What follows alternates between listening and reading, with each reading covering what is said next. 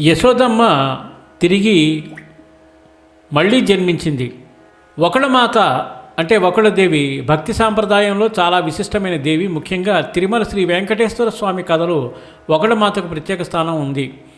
ఒకళమాతను సాధారణంగా యశోదమ్మ తిరిగి జన్మించిన రూపం అని భావిస్తారు. కృష్ణుడిని చిన్నతనంలో పెంచిన యశోదమ్మకు కృష్ణుడి పెళ్లి చూడాలనే కోరిక నెరవేరలేదు. అదే కోరిక తీర్చేందుకు ఆమె ఒకళదేవిగా తిరిగి జన్మించి శ్రీనివాస స్వామి పద్మావతి అమ్మవారి వివాహం అయ్యేలా పర్యవేక్షించినట్లు పురాణాల్లో ఉంటుంది.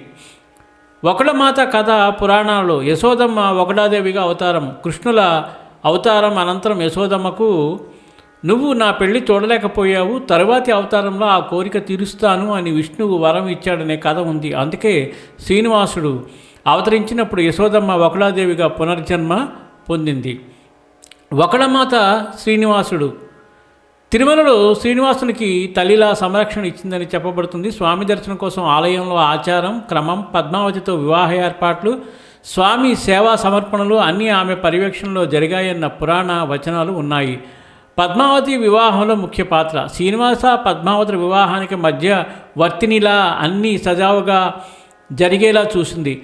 ఒకళమాత ఆలయం తిరుమల కొండ దిగువన ఉన్న ఒకళమాత ఆలయం పురాతనంగా చాలా ముఖ్యమైనది. ఇక్కడ ఆమెను శ్రీ వెంకటేశ్వర స్వామి అవిభాజ్య భాగంగా పూజిస్తారు. తిరుమలలో దర్శనానికి వెళ్లే ముందు ఒకళమాత దర్శనం తప్పనిసరిగా చేయాలి అనే స్థానిక సాంప్రదాయం ఉంది.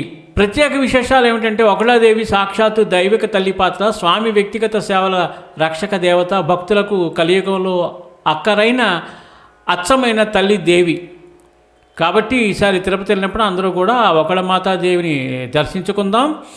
ఇంతటి అద్భుతమైన విషయాన్ని అందరికీ చేరవేసే ముందు వేడికొండవాడ వెంకటరమణమూర్తి గోవింద గోవింద అనుకుంటూ ఒక కామెంటు చేసి ఎక్కువ మందికి షేర్ చేయండి. సర్వేజన సుఖినో భవంతు, లోకా సమస్త సుఖినో భవంతు. ధన్యవాదాలు.